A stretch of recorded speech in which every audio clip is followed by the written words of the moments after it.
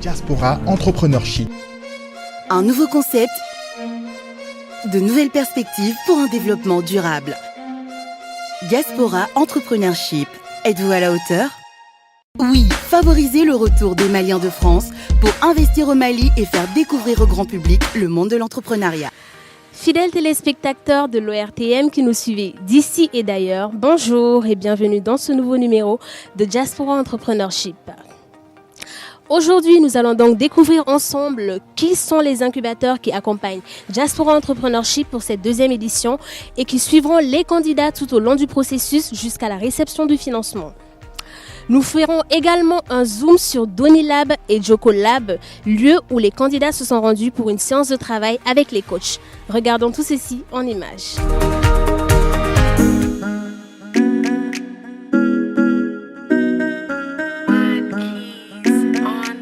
L'incubation, là, c'est pourquoi on est là, pour vous accompagner sur ces éléments qui ne sont pas forcément votre domaine de prédilection, pour que vous ne fassiez pas des erreurs. L'échec, c'est quand tu tombes et que tu restes là. Voilà. Non, mais quand tu dis, je suis tombé pourquoi? J'ai compris, j'avance, c'est normal. Vous comprenez? Mais on ne souhaite pas que vous échouez, mais l'échec est un apprentissage en soi-même. Quand tu n'échoues pas, tu ne sais pas. Tout à l'heure, ce que je vous ai dit, faites votre proof of concept. Testez des choses pour voir. C'est juste pour ça. Parce que quand tu testes et puis que tu sais que tu as échoué avec l'argent des gens et que c'est compliqué.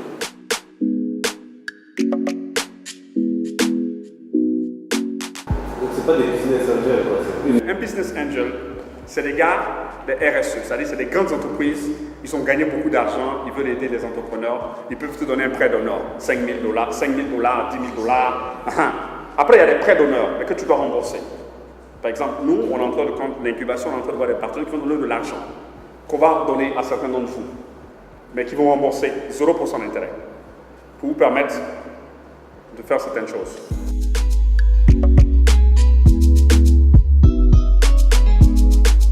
Aujourd'hui, on a bénéficié d'une formation de la Fêtière. La Fêtière, c'est l'ensemble des incubateurs qui nous accompagnent sur ce programme-là. Force est de constater qu'on a vraiment bénéficié de leur expertise, notamment sur comment aborder le plan d'affaires et comment consolider justement le business model. Donc je trouve que cette initiative est vraiment formidable pour nous déjà qui sommes en activité et également pour d'autres porteurs de projets qui peuvent bénéficier de cet appui-là. Donc je remercie infiniment le groupe Fanadé et l'ensemble des partenaires pour ce programme Diaspora Entrepreneurship. C'est vraiment un tremplin pour nous et je prie le bon Dieu pour que ce programme puisse être continuel et que d'énormes porteurs de projets puissent en bénéficier. J'ai été très impressionné et non pas surpris par la qualité et la pertinence des différents projets. Pas surpris parce que justement nous étions déjà convaincus que justement les Maliens ont du talent. Il est juste important de faire éclore ce talent. C'est aussi le rôle des structures d'accompagnement dont Jocolab fait partie. Permettre justement à ces jeunes Maliens de la diaspora de pouvoir donc allier performance économique et impact social. Donc de ce point de vue, je pense que ce projet est une réussite et aura donc un succès éclatant. Le rôle des structures d'accompagnement dont Jocolab fait partie, permettre justement à ces jeunes Maliens de la diaspora de pouvoir donc allier performance économique et impact social. Donc de ce point de vue, je pense que ce projet est une réussite et aura donc un succès éclatant.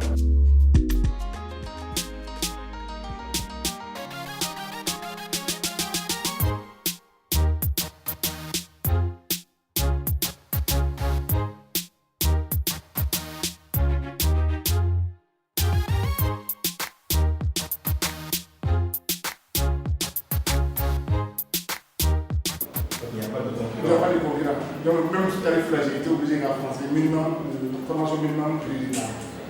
Bon, nous, il y a trois structures, FAFPA, APJ, Pôle emploi, qui donne des subventions pour la formation professionnelle. Je viens de terminer l'entretien avec l'incubateur de Lab.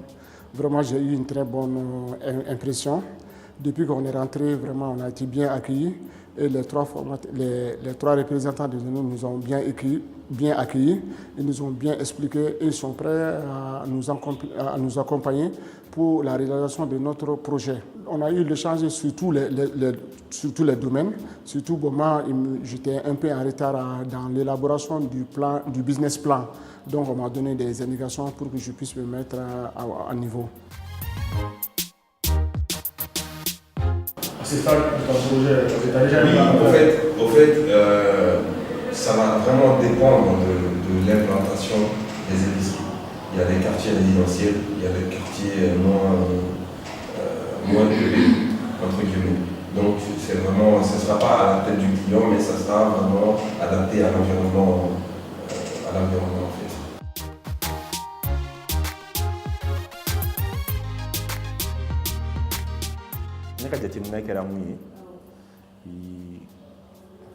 Ils ont un esprit collectif qui paraît que nous. Donc au côté là où prenons quand demain je vais essayer de compter au camp baraka ñoya la am c'est baraka tout là bon un benamou camp pour que business plan est développé quoi ça veut on a été démarché de ñini sugu kono ka don par exemple population qui a utilisé l'état et ça venait là donc il y a un blanc recherche mais ce recherche au Jabi Douma voilà ça barab c'est la facilité n'est boulot ou le boulot.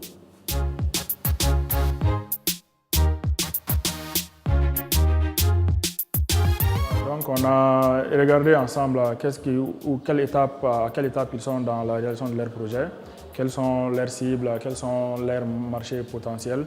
En gros, quel est l'état d'évolution de leur business model, de leur plan d'affaires. Bon, nous avons un coach faible. Oui, juste tout simplement, au cas par tableau à Kanye.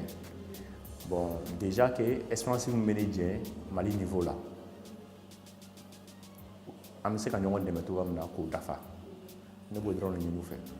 J'attends de donner l'accompagnement de tout ce que j'ai besoin, parce qu'il y a pas mal de choses à m'expliquer pour le bien fondé de mon projet.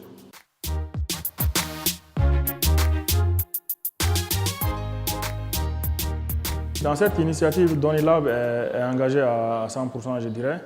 Nous sommes engagés à leur apporter tout ce qui est espace de travail, tout ce qui est cadre de travail, mais aussi un accompagnement en termes de conseils, en termes de réseaux, en termes de tout ce qui peut aider à la réalisation de leurs projets.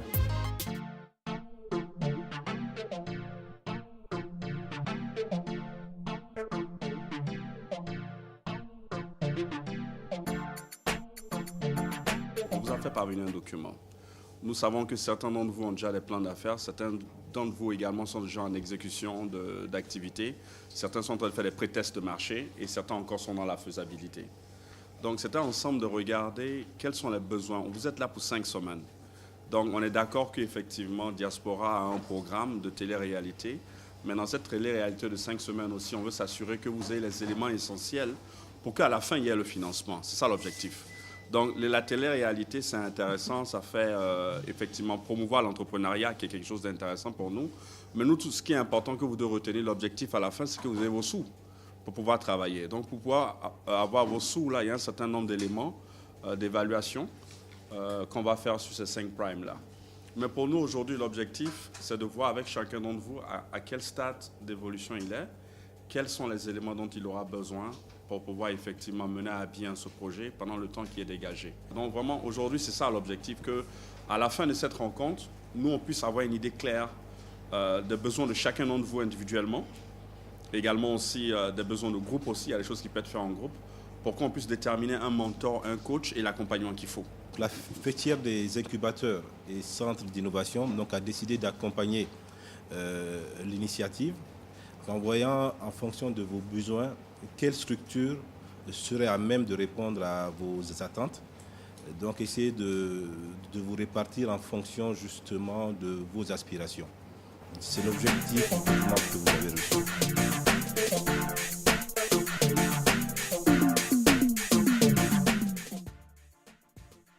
Ma priorité aujourd'hui, c'est obtenir les terres en zone office du Niger. C'est la priorité. Okay? Parce que le projet est basé sur ça et il est fondamental d'obtenir ces terres. D'accord, c'est-à-dire que dans le cadre du projet Diaspora, ton business plan va être basé sur une petite superficie de test d'abord. Oui, 50 hectares. 50 hectares. Donc voilà. Donc c'est ce que l'on doit prendre comme élément. Ouais. Donc moi je pense qu'au nom de Diaspora, on peut trouver un moyen d'effectivement toucher certaines autorités pour qu'on donne priorité. Ce sera aussi un moyen aussi de démontrer aussi comment est-ce qu'on doit avoir accès à la terre pour tous les jeunes qui veulent le faire. Quoi. Donc dans ce cadre-là, on peut pour leur pousser puis faire un peu de pub. Quoi. Donc on peut discuter après de comment est-ce qu'on peut les arranger par rapport à ça. Lors de cette émission de 5 semaines, tu devras pouvoir sortir quelque chose où la banque va nécessiter. Définitif. Définitif. La société, c'est Hélène Solar que j'ai créée ici au Mali il y a quelques mois.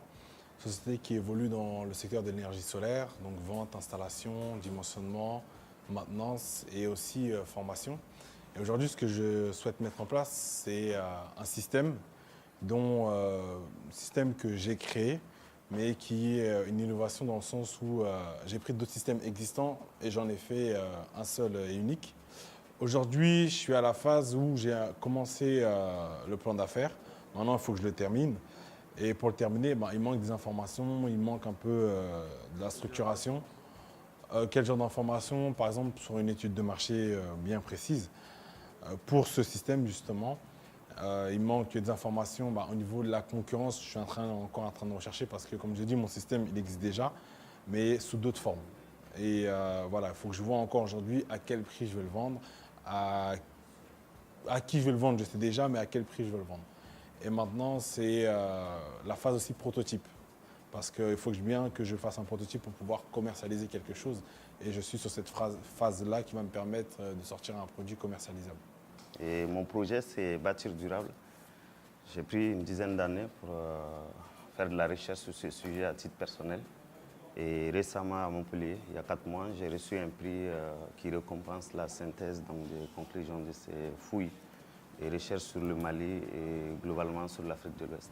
Aujourd'hui, le projet il est assez avancé parce que j'ai presque des commandes de Maliens de la diaspora, presque une dizaine de projets. J'ai aussi des projets d'une association qui œuvre beaucoup pour le Mali, qui s'appelle Espoir pour un enfant. Il y a énormément de personnes derrière, donc je tairai les noms. Et aujourd'hui, tout le monde sait que ce sujet est hyper important pour le Mali. On n'a pas assez de temps, mais je m'arrête là. Alors, quand tu as présenté, on sait que tu as une expertise. On n'a pas de doute dessus. On sait que tu as des potentiels de clients, tu as une crédibilité, tu as des références. Mais comme on dit, tu vas demander à la banque de te financer sur quelque chose de précis. Donc, il faudrait que, comme il a dit, dans le cadre de Diaspora Entrepreneuriat, là, que tu dis, ah, ok, moi, ça m'a assez, je vais m'attaquer à telle autre chose. Et même dans la présentation à la télé, tu vas le dire, je peux faire ça, je peux faire des ponts, je peux faire. Mais dans le cadre de cette activité, même parce que c'est ce que la banque va te demander. Donc, ce que peut-être on va demander de faire, qui rejoint sa question, ce serait de regarder comment de façon incrémentale, tu peux acquérir ton matériel et que tu peux rentabiliser. J'ai fait la fabrication des produits détergents. Bon, j'ai plusieurs différents des produits à mettre sur le marché. Liquide vaisselle, produits sol, gel désinfectant pour la main, les produits pour laver les habits, enlever les taches dures sur les habits et puis les traces dures comme vous voyez par terre. Oui.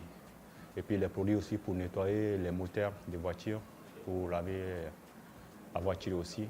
Bon. Pardon? Non, c'est mon propre marque même, ça s'appelle Sodif Pro, Société Diawara Professionnelle. Tu as déjà testé au Mali ici, client dans le boulot n'a pas encore testé.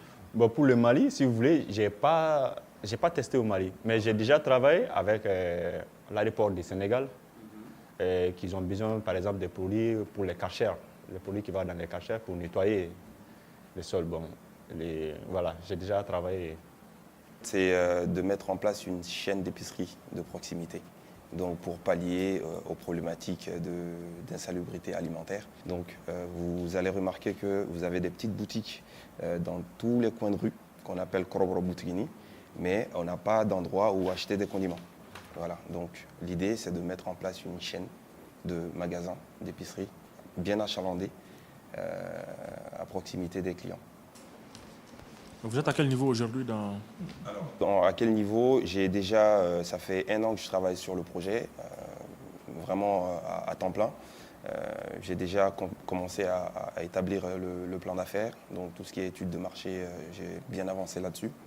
Et donc ce que j'attends en fait du programme, c'est de revoir certaines informations, notamment au niveau fiscal, et d'autres informations complémentaires sur les fournisseurs, la périodicité également. J'ai des informations, mais à travers votre expertise, ça pourrait me conforter sur mes choix ou m'orienter vers le bon chemin. Est-ce que dans ton projet, il a été prévu une phase de validation? Alors ça, c'est prévu. C'est justement la phase, j'appelle ça ma phase pilote. Donc le projet global, comme je vous l'ai dit lors du casting, ça portait sur une 30aine d'épiceries, mais ça c'était vraiment en fonction du partenaire financier qui était en face. Mais c'est très modulable. On peut partir avec 6 magasins pilotes, c'est-à-dire un magasin par commune. Et comme vous l'avez si bien dit, très bien installé, donc avec une zone de chalandise très bien déterminée, tester le process et ensuite dans une seconde phase, procéder à des levées de fonds pour le développement.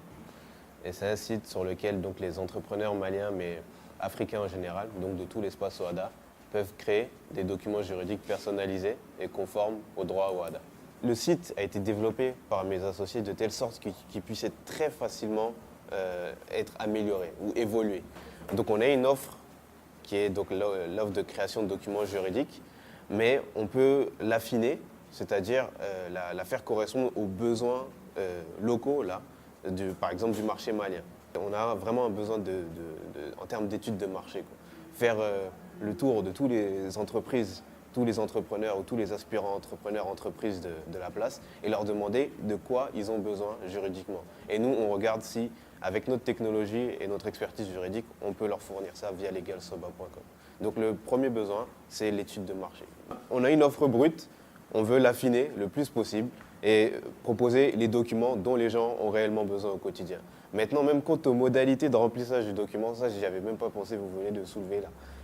C'est une perspective d'évolution et si ça nous permet de capter un marché beaucoup plus large, ça nous intéresse carrément. Moi, j'évolue dans le domaine du nettoyage multiservice. Je nettoie tous les types de locaux. Ensuite, je fais le pressing mobile. Je récupère les vêtements des personnes, laver, blanchi et livré sur un délai de 48 heures. Et de quoi avez-vous besoin aujourd'hui? Au jour d'aujourd'hui, moi j'ai besoin des stocks de produits. Il me manque beaucoup de matériel également, donc, et des moyens de livraison et de déplacement pour le transport du matériel. Ok, et en termes d'accompagnement aussi, on doit vous accompagner. Qu'est-ce que vous attendez de nous? Ce que je vais attendre de vous, ce serait des conseils juridiques, parce qu'au jour d'aujourd'hui, j'emploie des gens, mais au niveau de l'UNPS, la fiscalité, tout ça, c'est des choses que je ne maîtrise pas du tout au Mali. J'aurais besoin de ces aspects-là. On comprend bien la problématique. La mise en relation, si on va regarder dans notre réseau, on va essayer de regarder, et au niveau d'un mentor, ou bien que tu as une affinité, quelqu'un que tu connais, que tu veux à quoi tu viens, nous-mêmes on peut regarder.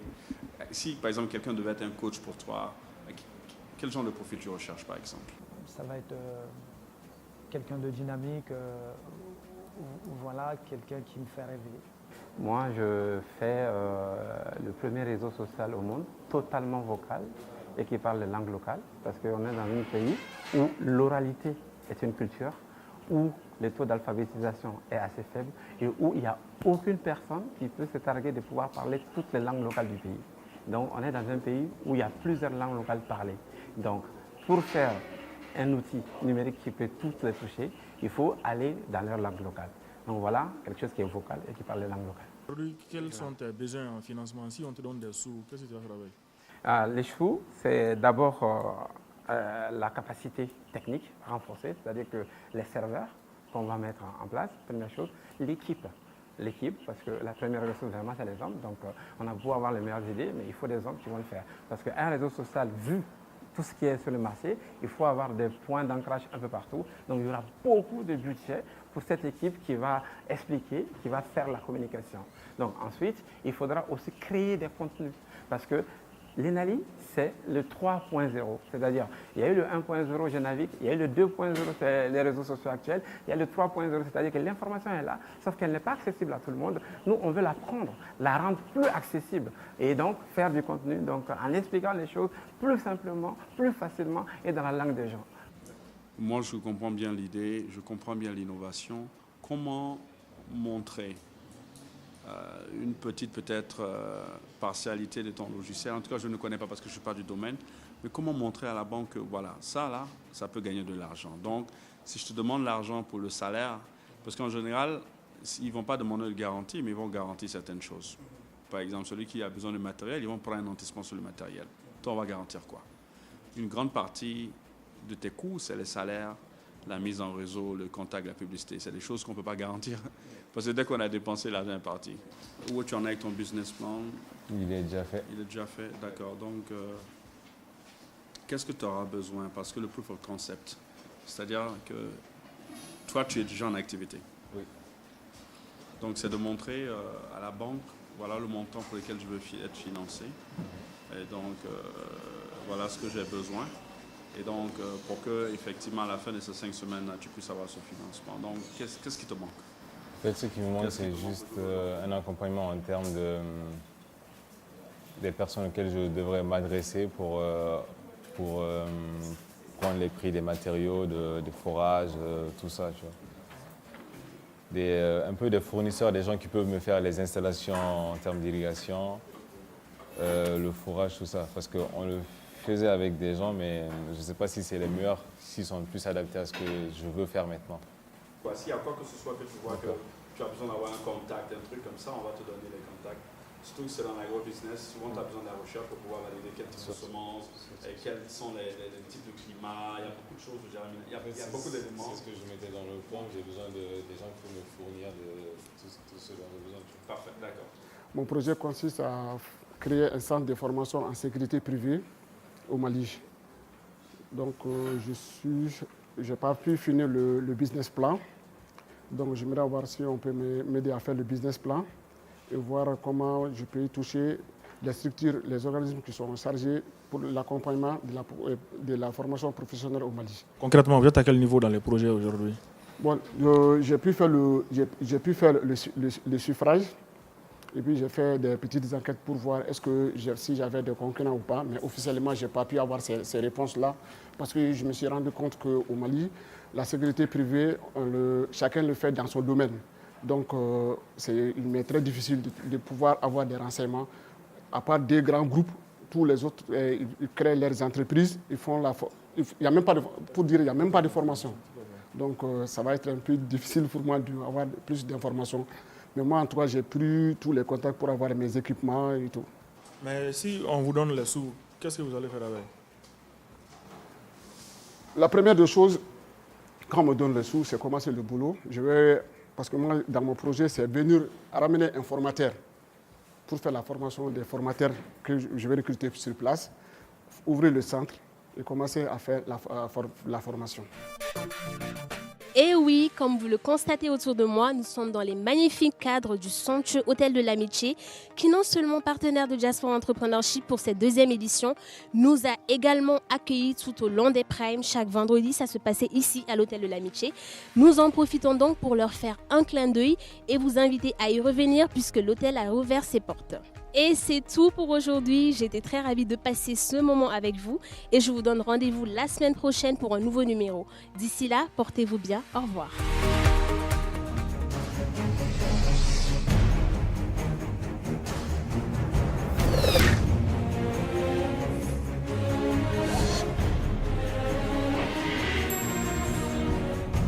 Diaspora Entrepreneurship. Un nouveau concept, de nouvelles perspectives pour un développement durable. Diaspora Entrepreneurship. Êtes-vous à la hauteur ? Oui, favorisez le retour des Maliens de France pour investir au Mali et faire découvrir au grand public le monde de l'entrepreneuriat.